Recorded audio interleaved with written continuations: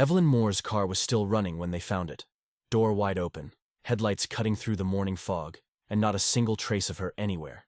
In Coldwater Creek, a town so small it didn't even have a traffic light, people thought they were safe. But Evelyn's disappearance was only the beginning. Months later, Ryan Keller, a bright college student, vanished from the same lonely bridge, leaving behind nothing but his bicycle and silence. What began as two mysterious vanishings would unravel into a decades-long web of lies, a secret society, and a horrifying truth buried deep beneath the town's library. Coldwater Creek was the kind of town that seemed frozen in time. Nestled deep within the wooded hills of rural America, its charm lay in its simplicity. White fences lined every street, porch lights glowed softly at dusk, and people left their doors unlocked. For generations, it was a place untouched by chaos, a world apart from the violence that haunted big cities. But in the fall of 1997, that peace shattered forever, and the town's name would soon be whispered across the nation for reasons no one could have imagined. It began one foggy October morning. The air was cold enough to sting the skin, and the mist rolled low over the narrow roads near the old railway bridge. A mail carrier driving his regular route noticed something strange. A car parked awkwardly by the side of the bridge. The engine was still running, exhaust spilling into the thick fog. The driver's door was wide open, as if someone had stepped out only moments ago. Inside, he found a woman's purse, a cassette tape, and a single house key hanging from a red ribbon. There was no sign of the owner, Evelyn Moore, a 32-year-old librarian known for her quiet nature and love of books. The sheriff's office searched the area for days. Bloodhounds followed faint trails into the woods but lost the scent near the riverbank. There were no witnesses, no evidence of a struggle, and no note left behind. Some believed Evelyn had taken her own life, but her friends insisted she was happy and had no reason to disappear. Others thought she might have been kidnapped, though no ransom call ever came. Eventually, the case went cold, becoming just another unsolved mystery buried beneath the stillness of small-town life.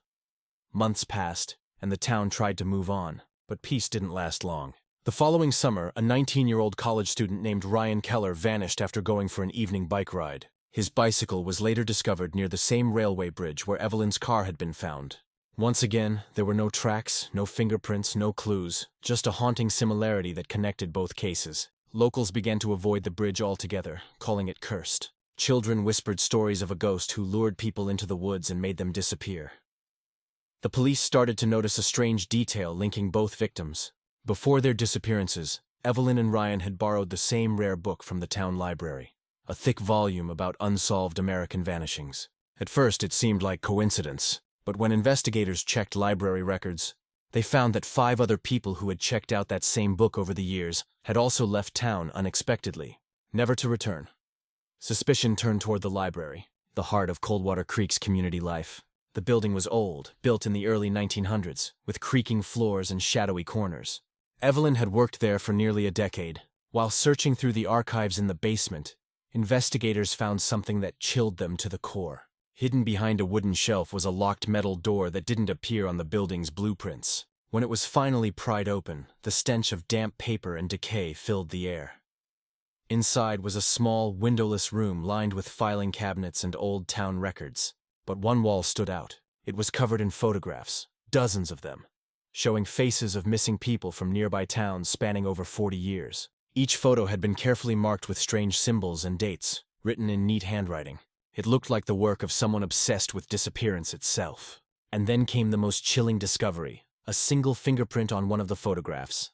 It belonged to Walter Crane, the library's former janitor who had retired 10 years earlier, and vanished soon after. Walter had been well liked in town, known for his quiet demeanor and his habit of walking everywhere with a lantern at night. When he disappeared, most assumed he had moved to live with relatives in another state, but no one had ever confirmed that. Now, it seemed he might have known far more about Coldwater Creek's darkest secret than anyone realized. Investigators continued to dig, both literally and figuratively. Behind the library's basement wall, they discovered the entrance to an old tunnel, part of a forgotten network built during Prohibition to smuggle alcohol. These tunnels, stretching for miles beneath the town, had long been sealed off. At least, that's what everyone thought. But someone had reopened them. The walls were damp and covered with soot, as though fires had been lit there in recent years. After hours of navigating the twisting passageways, police entered a wide underground chamber. What they found there turned Coldwater Creek into a nationwide headline. Scattered across the floor were remnants of human life. Worn clothing, ID cards, and rusted metal cages. There were traces of small fires, old food cans, and handwritten notes filled with disturbing messages. On one wall, scratched deep into the concrete, were words that made the investigators' blood run cold. They don't belong here. The bridge chooses. DNA tests confirmed the horrifying truth. Some of the items matched victims reported missing from towns as far as 60 miles away. The evidence suggested a long-running pattern of abductions, perhaps spanning generations. It was as though the town itself had been hiding a serial killer in its roots. Someone who had used the tunnels to kidnap and hide victims for decades, right beneath everyone's feet. But the mystery deepened when no one could find Walter Crane. Had he been the killer, or was he just another victim? The case grew stranger when Old Town residents began to recall whispered rumors from the past. Stories about a secret group that had existed long before the library was built. They called themselves the Society of the Creek. A shadowy circle of townspeople who believed they were chosen to protect Coldwater Creek from outsiders. No one had proof the group ever existed, but people remembered strange gatherings by the bridge at night, flickering lanterns, and chants carried by the wind. 6 years later, in 2003, a powerful storm hit the area. The river swelled beyond its banks, eroding the soil near the railway bridge. When a section of the riverbank collapsed, rescue workers discovered something buried deep within the mud, a wooden trapdoor. Beneath it was a sealed stone chamber, cut off from the rest of the tunnels. Inside were skeletal remains and a rusted metal reel recorder covered in dust. The bones were identified through dental records as Walter Crane. When the recorder was cleaned and played, it revealed Walter's final confession. His voice was weak but steady. He explained that he had worked for the Society of the Creek for years, cleaning up after their purification rituals. The group targeted people they believed were outsiders, people who brought change or questioned their traditions. Evelyn, he said, had discovered their secret through old records and tried to expose them. Ryan had stumbled upon the tunnels while exploring. Both were silenced to keep the truth buried. When Walter tried to end his involvement, the Society turned on him, sealing him inside the tunnels he once used to hide their crimes. His final words were a warning that some of the group's descendants still lived in Coldwater Creek, watching, waiting, and protecting their secret. After the discovery, authorities sealed the tunnels permanently. Many files from the investigation were lost, and no one was ever charged.